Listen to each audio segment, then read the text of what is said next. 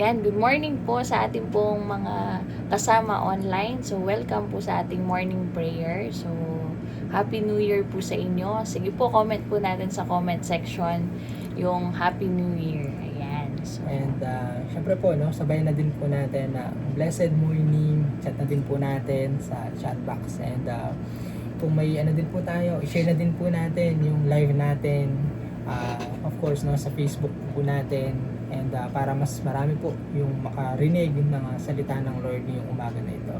amen. So, yun po. And comment down below po, no, yung ating mga disciple, no, or yung mga family po natin na pwede po nating itag sa ating comment section, no, para tayo po ay makapakinig ng salita ng Lord and makapag-pray po also, no. So, yun lang naman po yung purpose ng pag-meet natin daily, no, first thing in the morning. So, yun po.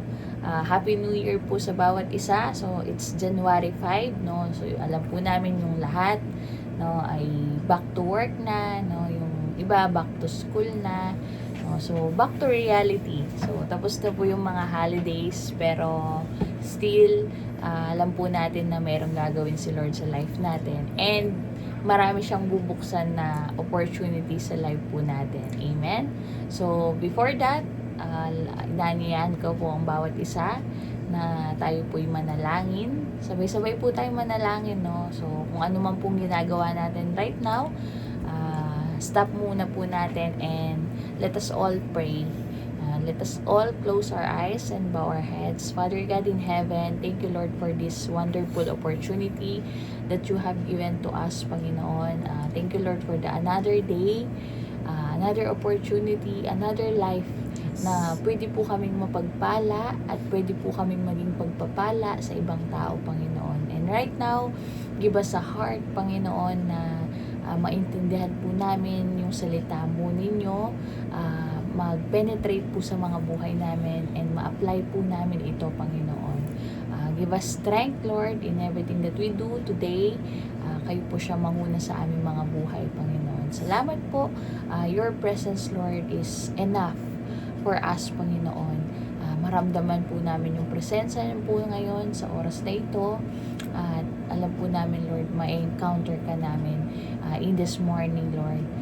Sino man pong mapadaan this online streaming, ang mga kasama po namin online na nagbukas po ng puso ngayon, we believe, Lord, you will encounter us, Panginoon. Salamat po, Panginoon.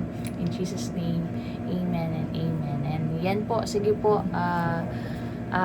share muna po namin yung word, no, before po tayo dumako sa ating pong pinaka-panalangin. Amen. So, yun po, no, makibukas po tayo sa Proverbs 19, chapter 19, verse 21. Ayan. Basahin ko po, no, basahin ko po siya sa English, no, sa English version po, no. Sabi po dito, many are the plans in person's heart, but it is the Lord purpose that prevail. So, ulitin ko po, no, many are the plans in a person's heart, but it is the Lord's purpose that prevail. So, sa mga ibang salin po, ginamit po dyan, no, talaga yung Lord's plan, no, yung plano po ni Lord ang siyang magpe-prevail talaga or mangunguna sa life po ng bawat isa sa atin. Tama nga naman po na napakarami pong plano ng bawat isa, but still si Lord pa rin po ang siyang magiging ending ng life natin. Amen? And of course po, no, gusto po natin na maunawaan yung kahalagaan ng purpose sa buhay po natin, no. Sa atin po, no, marami po tayong mga planuhin na binabalak, may mga planuhin po tayo na ginugol natin sa sarili natin, no. But lagi po natin iisipin that yung mga plano po is nagbabago siya along the way. Pero yung salitang purpose is mananatili po siyang purpose, mananatili po siyang fix. And yun po ang gustong gawin po sa atin ng Lord, at yung purpose or yung plan ng Lord sa atin ay hindi kailanman magbabago. Pero yung mga planuhin natin sa mga buhay po natin ay yun po is mga nagbabago po yun. Kunyari, ano po yung kursong kukunin po natin, ano po yung gagawin po natin bukas. Marami po tayong mga planuhin sa mga buhay po natin. Pero lagi po nating tatandaan na mas mahalaga na malaman natin yung purpose po natin, na kumbaga yun po yung purpose ng Lord sa buhay natin, yun po yung mag-prevail sa atin, no? Yun yung mangibabaw po sa atin. Amen. So, totoo po yun, no, na kapag, sabi nga po, kapag ang tao alam niya yung purpose niya, siya po yung mayaman. Kasi kapag ang tao alam po niya yung purpose niya, no, nandun po siya sa wastong paggamit ng buhay niya. Kasi marami po na mga tao ngayon na hindi po sila po yung naliligaw on their path in their lives because they do not know their purpose in life. Kaya nga po napakahalaga na alam mo kung ano yung purpose ng buhay mo or kung anong purpose ni Lord sa life mo. Amen. And yung tulad po nung nabanggit po ni Ate Maika po, no, bakit mahalaga na alam po natin or bakit mahalaga na alam mo yung purpose mo. Kasi pag alam po natin yung purpose po natin, masabi po nila, no, that you are dangerous to hell.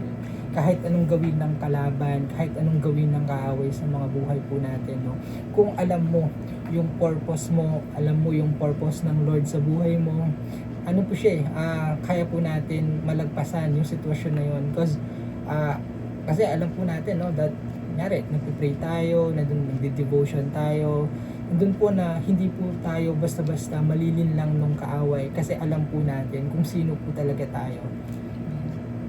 Amen. And ano din po, no, kung titingnan din po natin minsan, no, lagi pong nangingibabaw sa mga sarili po natin yung planuhin po natin sa mga sarili lang po natin, no. Kumbaga po, no, mas kailangan po natin maunawaan na mas importante yung purpose kesa dun sa plan po natin. Pero nagiging baliktad po siya minsan, na mas nagiging mahalaga yung plano natin kesa dun sa purpose natin. Kasi yun nga po, no, pumapasok nga po dun yung mga priorities, pumapasok po dun yung ibang bagay like trabaho, pumapasok po dyan, no.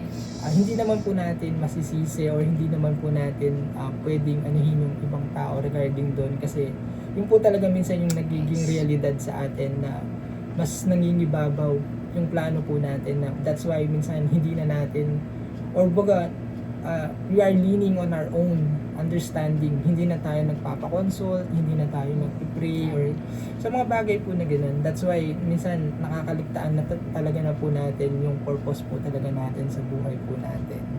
Yeah, amen, no. Kasi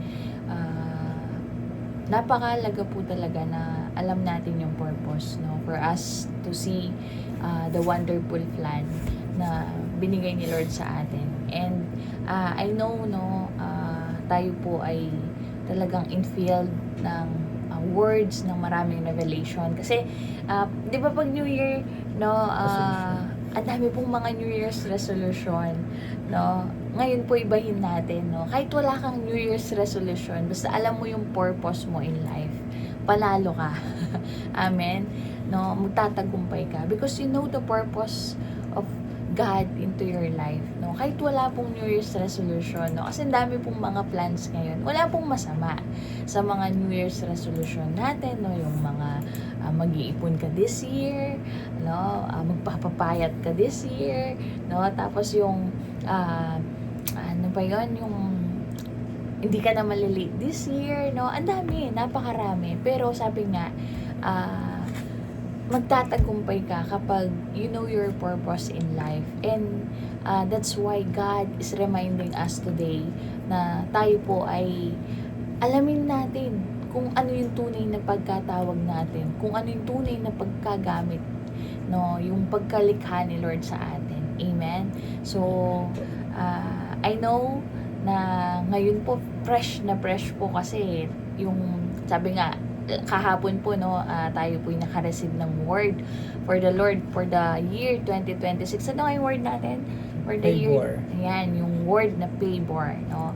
Receive po natin yun, nare-receive po natin yun, and we know na yung pabor na yun, mare-receive natin yan kapag alam mo talaga yung purpose mo in life. Amen. Kasi di ba papasok doon yung kung minsan yung pagtitiwala mo sa Lord. Pero syempre po, no, kumbaga lahat naman po tayo gusto po natin ng pabor sa mga buhay po natin. Especially yun nga po yung na-receive po natin na word natin this year, no? Yung favor.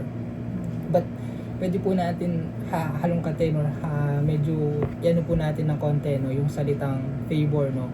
Kumbaga, paano po ba talaga natin ma-receive yung favor na nanggagaling kay Lord, no? Amen. And ang unang-una po doon, no, kailangan po talaga nating maintindihan or kailangan po muna natin may-align yung mga sarili po natin in God's will, no? Amen. Kumbaga, we are expecting something, blessings like favor, mga ganun po, no? Pero minsan, yung favor na ibibigay din po siya dun sa mga, kumbaga po, no, kung alam, kung naka-align ka po ba talaga dun sa God's will na inaano po sa atin, no? And of course, no, kung paano po ba talaga natin excuse, kung paano po ba talaga natin may align yung sarili natin sa God's will, no? Siyempre po, nandyan po, unang-una po, no, nandyan po yung pursue, no, i-pursue natin si Lord kasi hindi natin maa-align yung mga plans natin or yung plans ni Lord sa life natin if hindi natin pinapursue si Lord. Amen. Yung talagang pursue natin yung God's will, no, yung talagang tumindig ka dun sa yung will ni Lord sa life mo. Kasi ang dami pong ang dami natin dapat i-pursue sa life natin. Sabi nga, pumapasok dyan yung mga career, pumapasok dyan yung mga ibang bagay, pero alam mo sa sarili mo kapag pinursue mo yung God's will, no, yun nga po talaga yung nandun talaga yung yun talaga yung gusto ni Lord kapag nandun na tayo sa alignment ng life natin. Maa-align po lalo kapag talagang pinursue natin si Lord sa life natin. Wala pong sayang kapag pinursue natin si Lord sa life natin. And totoo po yun, no? Alamin po talaga natin yung purpose po natin. Doon din po papasok yung favor na ibinibigay ng Lord po sa atin. And tulad po nung nasabi po ni ni Sister Maika, yung pursue God's will, no? And sabi nga po sa Psalms 23:6, no? Surely your goodness and love will follow me all the days of my life, and I will dwell in the house of the Lord forever. Kumbaga, sinasabi nga po sa passage na ito, no? Pursuing natin yung righteousness, yung love, and even yung peace na ibinibigay ng Lord po sa atin, no? Doon po talaga natin marireceive or doon po natin maano yung tunay na favor na ibinibigay po ng Lord sa atin, no? And pangalawa, kung gusto po talaga natin na may-align yung sarili natin sa God's will to receive His favor, is nandun po yung trusting God's plan. Excuse. Sabi nga po sa Proverbs 3:5, no? Trust in the Lord with all your heart and lean not on your own understanding. Tulad nga po nung nabanggit natin po kanina, no? Leaning on our own is minsan mas nangigibabaw nga po yung mga ginugusto lang natin sa ginugusto ng Lord po sa atin. That's why minsan hindi na na-align yung sarili natin yung sa kagustuhan ng Lord sa buhay po natin, no? And sige po. Yan po, no. Kasi ang lalim po nung word na trust, no. Marami pong nasusubok pagdating sa pagtitiwala. Kasi minsan kagaya kapag nagpi-pray tayo, no, we are praying, pray ka ng pray, tapos bigla hindi ka naman na answered prayer, no. Nawawala na po yung word na trust sa life natin. Pero sabi nga po, in any circumstances ng buhay natin, we need to trust the Lord for us to see the beautiful things na nakaabang po sa atin, na naka-prepare po para sa atin. Amen. Kasi yun po talaga yung susi, no, yung word na pagtitiwala. Hindi mo makikita yun Kagaya po sa isang tao, hindi tayo pag hindi ka fully nagtiwala sa tao, no, hindi mo makikita kung ano talaga siya, no, or kung ano talaga yung pwede niyang maitulong sa'yo. Amen. So, ganyan din po sa Lord, no. Napakahalaga na we need to trust Him fully no, not just half-hearted lang or 50% lang, no. Wala po siyang percentage. We need to trust fully for us to see the beautiful things na pinrepare po ng Lord sa atin. Amen. So again, I know and we hope na kami po'y nananalangin na makita po natin talaga yung plan ni Lord sa life natin, and ma-remind tayo on kung ano po yung purpose ng life natin, no? Yung purpose natin, yung pagkalikha po ni Lord sa atin. Minsan hindi natin nakikita ito because kulang po tayo minsan ng pagsik, no, dun sa will ni Lord sa life natin. Amen. So again, ulitin po natin, no, na basahin po yung sa Proverbs 19 verse 21. Sabi po niya, Many are the plans in person's heart, but it it is is the the Lord's Lord's purpose purpose that prevails. Amen. So kahit anumang plano na meron po tayo, tandaan po natin yung Lord's purpose, yun po yung magpe-prevail. Yun yung magiging ending ng life natin, no? So again, ulitin po natin that it's not about how we start our life, it's about how we finish this race na binigay po ng Lord sa atin. Amen. So yun po, nawa na pagpala po tayo sa word for today, na niniwala po kami na meron pong mga rene-remind si Lord sa atin ngayon. Amen. So before we end po, no, inaanyayahan po namin ang bawat isa na tayo po'y manalangin, because it is very important na tayo po'y makapanalangin and maselyuhan po natin yung word na binigay ni Lord sa atin in this morning. Amen. So let us all pray po. Hallelujah. Father God in heaven, we worship you. We glorify your name. Salamat po, Ama, sa word na binigay niyo po sa amin sa Proverbs, Panginoon, 19 verse 21, wherein marami kaming plano sa life namin, but your plans, Lord, your purpose in us, Panginoon, ang siyang magpe-prevail, Panginoon. Salamat po sa patuloy na pagre-remind sa amin on kung ano pong pagkalikha niyo po sa amin, Panginoon. Lord, naniniwala po kami that today na nakareceive kami ng word, hindi po ito manakaw ng kaaway, kundi ito po ay patuloy manatili sa amin at ma-apply po namin sa mga buhay po namin, Panginoon. Help us, Lord, to do better, to grow deeper, Lord, na mag-mature po ang bawat isa sa amin. Lord, right now, thank you, Lord, for everything that you have done for us. Sabi nga po, natawid mo kami sa 2025. We know, Lord, mas lalo mo kaming maitatawid this 2026 because we have God na hindi po nagbabago, Panginoon. Naniniwala po kami yung word namin for this year, yung word na favor, Lord, mare-receive po ng bawat isa, bawat pamilya, bawat konektado po, bawat napadaan po sa morning prayer ni ito, Lord. They will receive a favor from you, Lord God, in the mighty name of Jesus, oh God. And Lord, for today, na-humble po namin sarili namin, nagpapakababa kami. Correct us, Lord God. Always makareceive kami ng discipline that comes from you, Lord.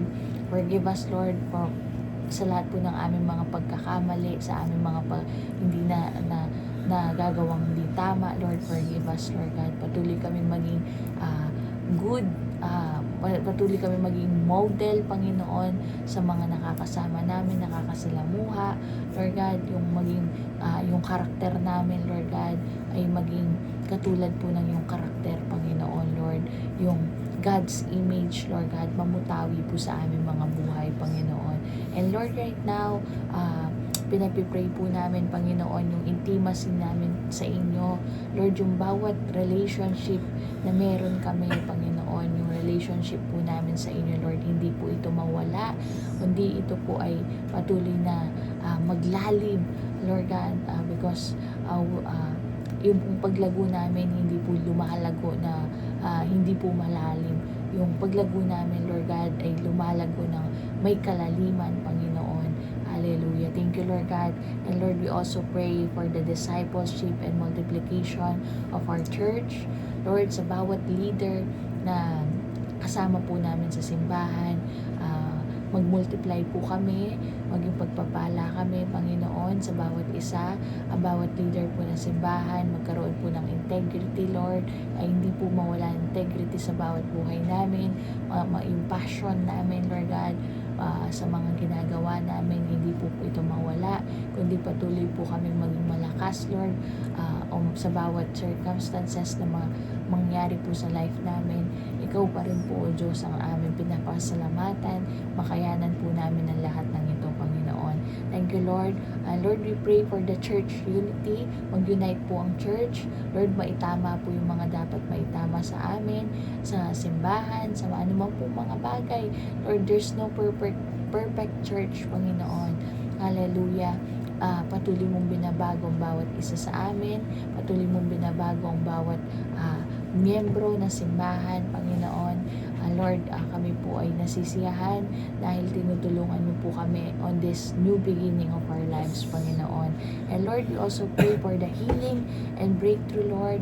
Hallelujah. Yung mga nakakaranas po ngayon ng sakit, karamdaman, Lord, we believe, Lord God, they will receive healing from you, Lord God, in the mighty name of Jesus. Wala nga pong imposible sa inyo. Sabi mo nga, magtiwala kami sa inyo, Lord God, at ito po ay kami mapagbibigyan, mapagbubuksan, Panginoon. Lalo na po, if it is your will, Panginoon. Hallelujah. Salamat po, Panginoon. Patuloy po na pinagpipray po namin na lahat po ng mga nasa hospital, nakakaranas ng mga sakit, yung mga cancer patients, Lord, they will receive healing from you, Lord God. They will receive one touch, Lord God, from you in the mighty name of Jesus, oh God. We pray for the breakthrough, Lord, sa mga pinagpipray po namin, Panginoon, sa mga harvest, Lord, sa mga campuses, yung mga cell group po or marketplaces, Lord God, yung mga young professionals, Lord, yung mga youth ministry, we pray for them, lalo po kami mag-multiply, lalo kaming magkaroon ng passion, Lord, in sharing your word, Lord, to others, Lord God. Marami po salamat, Panginoon. We also pray, Lord, sa amin po, Panginoon, pamilya, Panginoon, sa mga kanya-kanya po namin pamilya, Lord God, dinadalangin po namin, Panginoon, ang bawat isa, open door, Lord, sa bawat pamilya, Lord, ano man po mga pagkakautang namin, Panginoon, ano man po yung mga bagay na nag-struggle ang bawat pamilya, Lord, we pray for them, Lord God, bless them, Panginoon, Lord, maraming opportunity, maraming mga trabaho, Panginoon, ang pagbubuksan niyo po sa amin, Panginoon. Yung mga pamilya po namin, Lord God, they will receive a favor from you, Lord God. They will receive salvation, Lord. They will receive, Lord, forgiveness, oh God. Hallelujah. Salamat po sa mga pamilya namin. Thank you, Lord, for the gift of togetherness. We also pray for our pastors, Lord. Bless them, Panginoon. Encourage niyo po sila palagi sa tuwing man sila na nanlulupay-pay, Lord, or nangihina. Encourage them, Lord. And we also pray for them, Lord God, for our wisdom, Panginoon. Bigyan niyo sila ng wisdom on how to handle things, Lord, on how to gather, Lord God, this kind of community, this kind of family, Panginoon. Give them wisdom, Lord God. Ano man nga po nangyayari sa kanila, Lord God, magpo-flow po sa mga downlines nila yun, Panginoon. Salamat po, O Diyos, sa day 5 po, Panginoon, hallelujah, ng year 2026. We believe, Lord, there's more. Marami ka pang gagawin sa buhay namin, Panginoon. And we are all excited, Lord God, in doing these things right, Lord God, sa buhay po namin. Salamat po, Panginoon, at sa inyo po lahat ng kapurihan, sa inyo po lahat ng parangal, Panginoon, sa oras na ito, Panginoon, because you deserve all this praise and worship and adorations, Lord God. In this we ask and pray in Jesus' name. Amen. Ayan. So, again, tuloy-tuloy po, no, yung ating pong morning prayer. Huwag po tayo magsawang mag-pray sa yun po sabi ni Lord sa atin that pray continually, no? Huwag tayo magsawang mag-pray. And announcement po, no, tuloy-tuloy pa rin po yung ating Sunday services, no? Yung ating pong 8:30 in the morning kapag Sunday, no? Ayan po. And yung ating pong crossover youth sa mga youth and also the young professionals, no?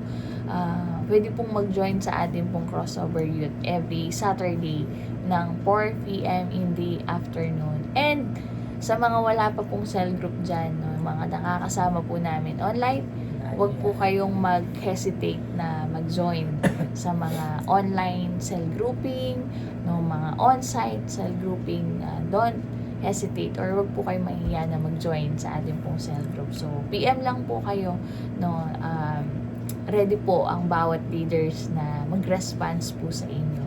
Amen. So, yun po. Of course, no, huwag po natin kakalimutan din po, no, yung morning prayer po natin, no, from Monday to Friday, 5:30 in the morning. And of course, and every Saturday, we have on-site morning prayer po. Ayan. So, yun po, no. Do not forget, no. And then, yung every Wednesday po, yung mga, natin, mga ministry, kung nakaschedule man po ito, no. Yun po, kita-kita po tayo doon, no. Lalo na kung available naman po ang bawat isa or hindi po tinaman sa mga schedules nyo. See you there po sa ating pong church sanctuary. Amen. So, yun po, no. See you po sa inyo lahat and God bless you po. Always choose God, no, sa ating po mga buhay. God bless you po. Shalom, and to God be all the glory.